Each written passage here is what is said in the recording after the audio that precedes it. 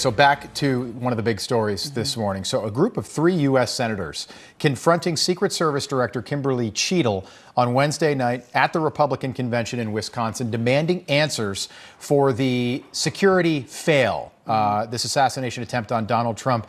Here we are 6 days removed, and then we still have so many questions about what might have happened. Take a look at what happened at the convention. Can you give us an explanation? Why would anyone allow the president to go on stage when you know you've got a potential threat and you've got snipers that are trained on it? Why? I don't think that this is the forum to have this discussion. Well, you hung up on it. We're here. You cut off the meeting short. This hospitality suite is actually to thank the partners who have helped secure the Republican National Convention, and I would not want to take away from their safety. Well, we can find a place to go right now. All right, just like again. This is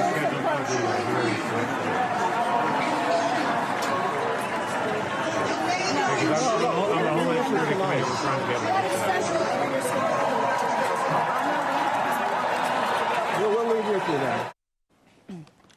Our next guest was one of the senators demanding answers from the director of the Secret Service there at the RNC. For more, let's welcome in Oklahoma Senator James Lankford. Senator, good morning to you. So walk us through that moment at the RNC. Were you able to get any answers from Director Cheadle? We were not able to get answers there. I do appreciate looking at the video there and seeing unintelligible on what I was saying. We knew what you were saying, Senator. Because what I was actually saying is I serve on the Homeland Security Committee. We have already reached out to you and your office. We want you to be able to appear before us next week. Are you coming? We've not gotten an answer back from you if we can do a public hearing yet. Your team's been stalling that. And she immediately said, this is not the right forum to discuss this. I'm leaving. Goodbye, basically. And so that's when it started the pursuit out the door to say, these are all fair questions. Now, we heard that she was in the arena, and we found the location that she was in one of these suites. And so we had gone to her to be able to say, we had a call with you 4 hours ago. You didn't answer our questions then. We want to be able to get some answers now. And then for me, serving on Homeland Security, I want you to be able to do these publicly as well. It's not an unreasonable question that we all have. If they knew before the president ever went on the stage, there was a threat somewhere in the crowd and they were trying to find that threat, they'd already identified him as a threat. Why did they let the president go on stage at that point if they knew there was a threat about 150 yards away? Yeah, and you are doing the work of the American people, literally doing what I think so many people would do if they were in that convention hall. You were reduced to a United States senator with your colleagues, physically chasing this woman down the hall and up an escalator as she ran away. I never thought I would see that. I haven't seen that before. But Americans want answers. Why was this 20-year-old recluse able to get on this roof 125 yards away from where Donald Trump was speaking with an AR-15? He used a ladder that he had just purchased at Home Depot, ammunition that he had just purchased that same day.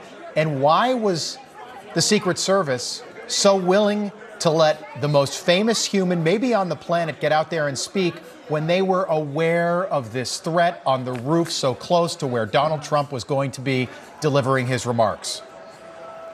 But that is the biggest issue. If you go back just a few minutes before in the story you were telling as well, they had seen him with what's called a rangefinder trying to identify how exactly far away he would be from the shot. That's what tipped them off to say this is not just a little threat. This is a big threat. Once you use a rangefinder, if anyone uses a firearm or rifle, to be able to know exactly how far that bullet's going to fall as they take the shot, how you have to be able to level that out, to be able to balance out your scope or to be able to balance out your sight.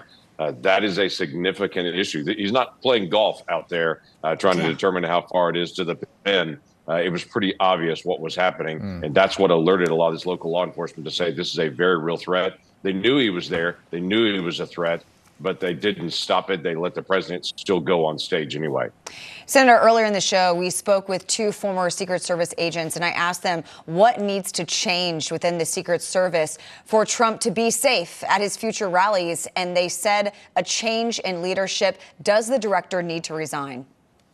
The director does need to resign. The American people have lost trust in her. That's very clear at this point. She came out even in our call and said, hey, mistakes have been made. but then she immediately shifted to the local law enforcement that was in that area of the perimeter and tried to be able to push it that direction on. The Secret Service has the responsibility to be able to protect the president, and those folks that are actually running for president, that's their responsibility. This was an epic failure. Clearly, we have a gentleman who has passed away. We have others who are injured, and we have the past president and now about to be future president almost lose his life, as he described it, within a quarter inch, which all of us saw clearly.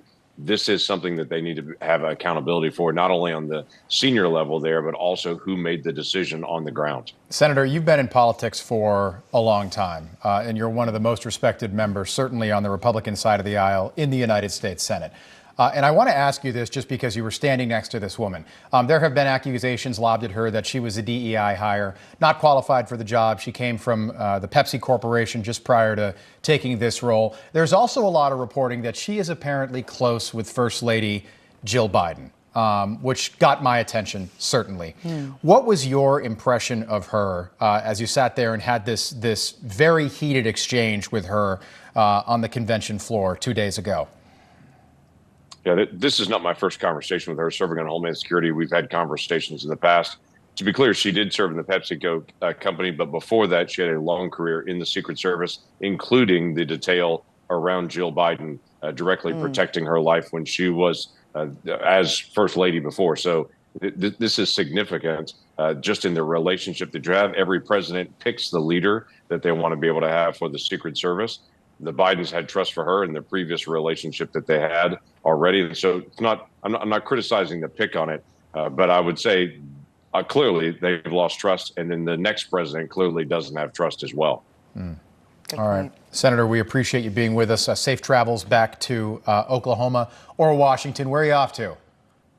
I'm back to home. You're already back back in Milwaukee. Home. It was a great night. No, I'm not home yet, but I'm flying out. Hopefully, if all the ground stop lifts today, I'm ready to be able to get I was going to ask you that. We've had several guests on this morning that have been affected by this outage. Has your flight been affected? Well, it has been affected, but we'll see. It's supposed to take off in a couple hours, so we'll see if they can catch up there. Safe travels, Senator. Good to see you. Appreciate you making time for us this morning. Thank you. You bet. Glad to do it. Thanks.